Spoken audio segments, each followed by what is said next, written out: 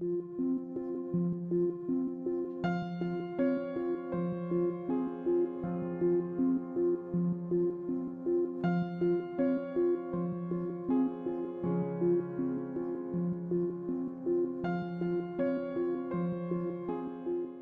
na watoto 5. Nilitoka msoko, tunaikala na watoto, niko nanyonyesha mtoto.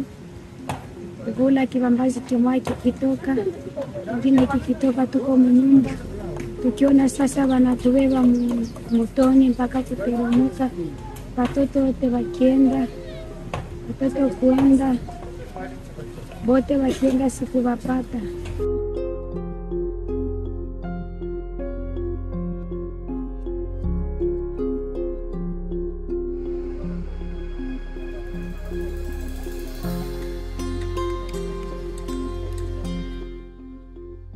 Watoto 13 walienda na maji. Nasikia huzuni sana, sababu jamaa yangu yote ilishaenda.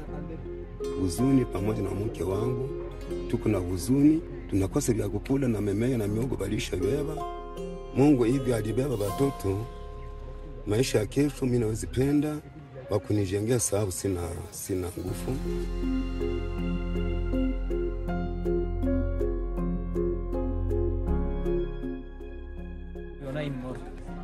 On a une capacité de 8 malades, mais on est en train de les entasser parce qu'on manque quoi faire.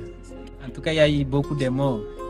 Beaucoup de morts parce qu'on a manqué comment prendre en charge ces cadavres-là. Pour les raisons pour lesquelles il arrivait qu'on puisse même enterrer 2 ou 3 malades dans un même tombe, ce qui fait qu'il y ait des murmures au niveau du quartier.